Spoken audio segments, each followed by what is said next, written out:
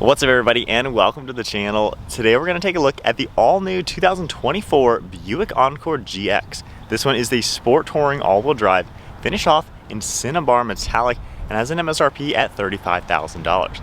Now underneath the hood of this new GX, you're going to find a 1.3 liter 3-cylinder turbocharged motor. It's going to be pumping out 155 horsepower with 174 pound-feet of torque, also paired to a 9-speed automatic transmission, and of course this is an all-wheel drive vehicle. It runs on a 13.2 gallon fuel tank, and you can expect 26 miles per gallon in the city with 28 out on the highway, and the car weighs 3,200 pounds.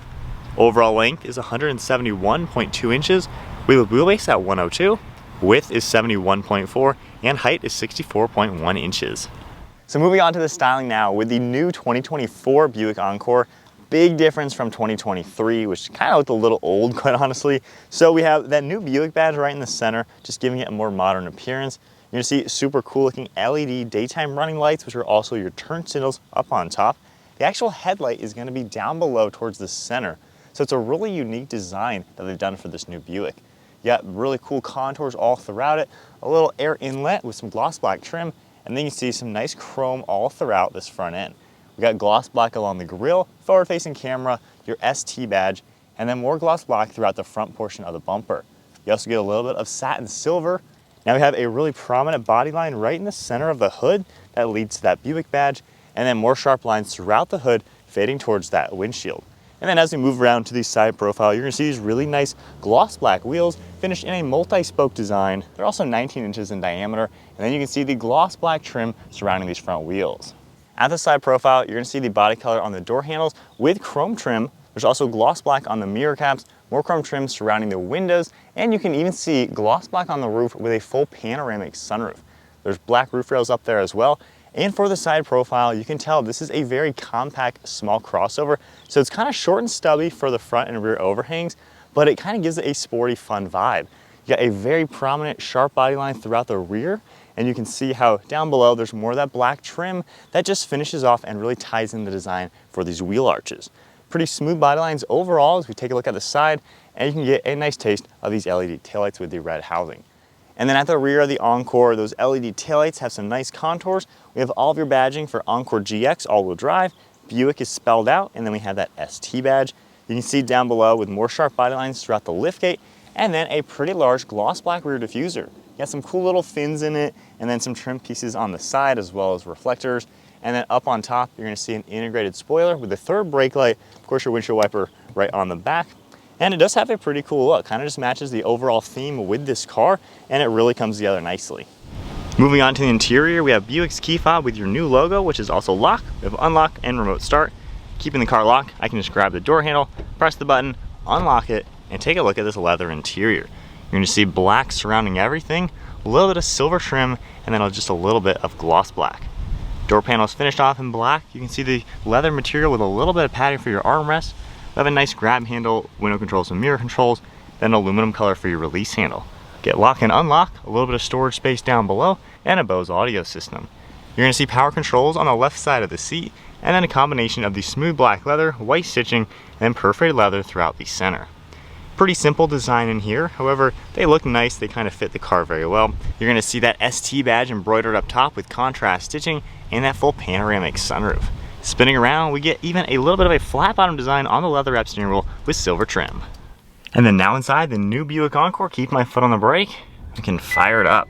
You're gonna see this new curved LCD display that actually does feature 2 individual screens. Right in the center, the gauge cluster has the digital speed along with a tach, then you can see a few vitals in the left and right side.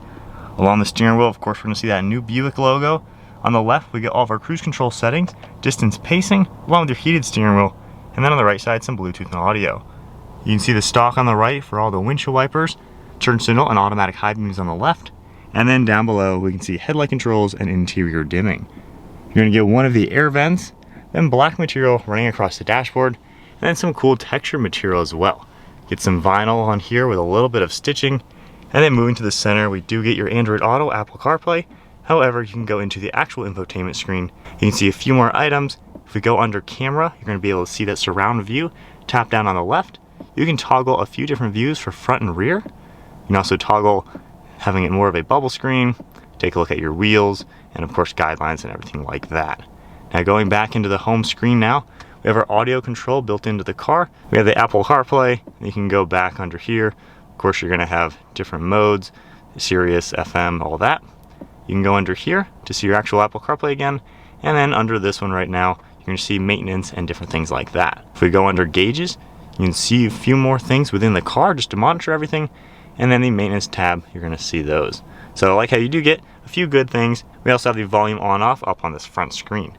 There's 2 climate controls down below, and then all the climate control settings are down here. There's no readout for the actual fan speed or temperature, however, you just do the dial. All the controls are in the center, a few plugs down below with wireless phone charging, and down here you're gonna see the auto start stop. You have a few more settings for the all-wheel drive control, lane keeping and traction, 2 cup holders, your shifter, electronic park and brake, and then storage down below. This does have a nice armrest right here. You can press that and lift it up. Got a little bit of storage in here, and then this is going to be removable for even more storage that is hidden. Over on the glove box, have a pretty good large bucket in here as you would expect. And then one last look at the interior. Pretty nice design overall. It's very simple. However, it looks modern and has a little bit of a luxury taste. Overall look at the seats once again and the headliner. And then up on top, you're going to see all of our controls, dome lights, and then a thin mirror. Moving on to the rear seat space, opening up the door.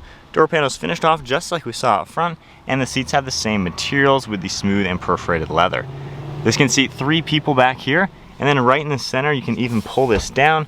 You're gonna have an armrest as well as 2 cup holders.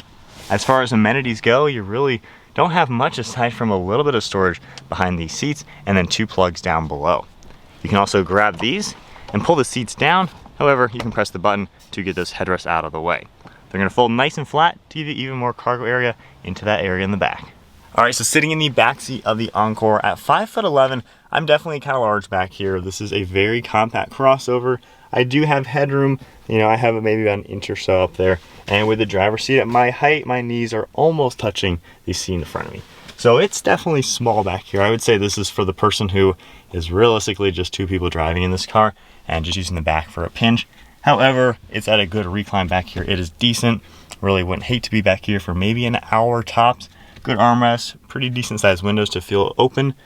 Would be a little bit cramped with 3 people back here, but you know, for being a compact crossover, not too bad.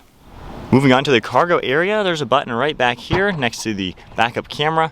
You can manually open that up, and you do have a pretty decent cargo area. It's nice and squared off. You can grab the floor, lift this open, you're gonna see the spare tire with a little bit of storage area. So for being a compact, not too bad. Then of course, you can easily remove this privacy cover. And then from back here, you can even grab the headrest to fold them down out of the way. And we have access to get these seats down. So at least it's pretty easy to get them down to really maximize the cargo area in this car. No power liftgate, so you can just grab the handle and then close it down. And then with both back seats down, you can see how they're gonna fold nice and flat. And for being a smaller car, it still does give you quite a lot of storage space. All right, so setting off now. Putting that 3-cylinder to the test. And that's up to speed. So not bad, obviously very small motor, pretty small car though, but you know, it'll get up to speed, not too bad. So as we drive this car now, just on cruise control, lane keeping assist, it's actually a pretty nice car overall. I'm surprised how it does have like a good build quality. It feels like a really solid car. It doesn't just feel like a cheap little compact, quite honestly. So when you're in it, I mean, honestly, 50 miles an hour, really quiet in here. You don't really hear any wind noise or road noise or anything. Even on the highway, this does feel pretty solid. You have really good visibility. The dash is kind of far away and very like straight up and down. It's a little bit unique compared to larger SUVs. And then these A-pillars are also kind of far away from you. So it is a little bit different than your typical crossover. However, you have a huge windshield. You can really easily see out. Mirrors all do a great job. And with those headrests down, visibility is pretty good. Given that the rear end of the car is like right there, it's pretty easy to see around this car. So not bad. The seats are pretty comfortable too. You can get them in a good position, armrests are in a good place, and of course you can move the steering wheel nicely. At 5'11", sitting up here, I don't feel like I'm too like cramped in here. I can kind of tell that it is a small car. Like I might rather have my seat farther back, but then the steering wheel is a little far away. So if you are taller, you have to make a little bit of a compromise to get comfortable. However, I've kind of found the sweet spot to where I think I fit pretty fine in here. So it seems like a car that, you know, depending on how tall you are, you could probably be comfortable in it. I would assume the typical buyer for this is probably a little bit older demographic who is really just one person in the car for the most part. But, you know, it seems like a pretty nice car. It is very simple. The gauge cluster, while being a screen, there's no configuration. So that is what you get. Of course, you're gonna get some cruise control things popping up, and that's about it on the screen.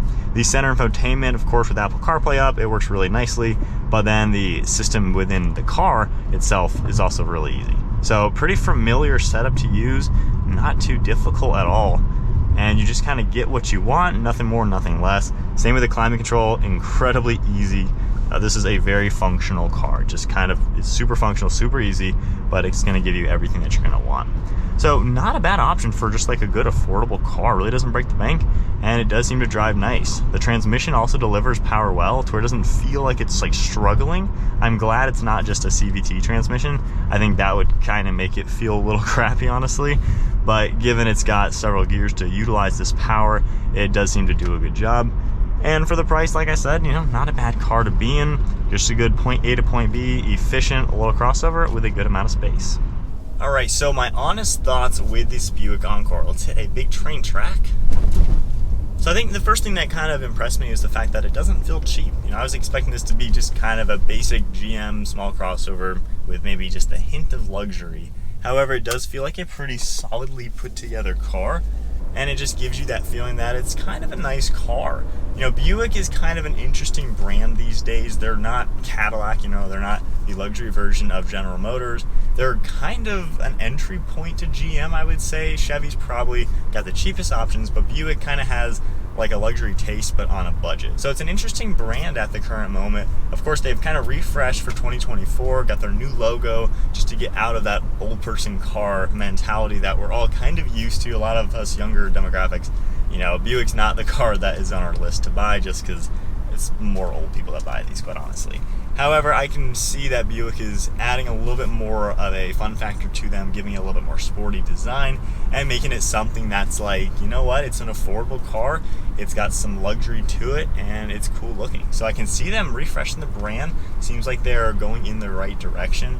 And with this little Encore, for the price point, this is basically a fully loaded one with every option you're gonna want.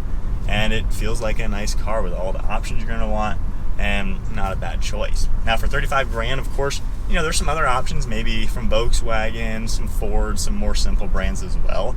So I think you kind of get a little bit of a sweet spot of some of the features, some of the designs that you're going to find in the more luxurious brands, like from the European brands or maybe from Cadillac.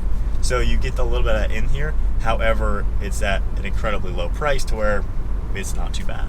So I can see this being someone's car that they just pick up, point A to point B, rack up some miles on it, and they want just a little bit extra style than your typical, like a Chevy Trax or some small Chevy or some basic car. So not too bad. And the fact that it does ride nice, the suspension absorbs bumps really well. It feels like it's kind of got a luxury taste to it, where it doesn't just feel like a cheap car. It's something you can be relaxed driving in and just kind of rack up the miles and not really worry. Being a small car, of course, easy to pinpoint, easy to navigate, very easy to park given it's so tiny with all those cameras. And when you drive it, even going at fast speeds, like I said, it feels solid. It takes turns nicely. It's not all over the place. The steering input feels good. Brake input feels good as well. So it just kind of seems like a nice little package. We did test a 2023 last year, and I would say it's a very simple, kind of generic car to drive. This is definitely a nice step up. It just feels refreshed, it feels new, and for the price point, it didn't change in price at all, going from 23 to the 24. Seems like a pretty well thought out design and a pretty nicely priced option. That is it then. If you enjoyed the video, give it a thumbs up, hit that subscribe button, and stay tuned for plenty more content, and I'll see you all in the next video.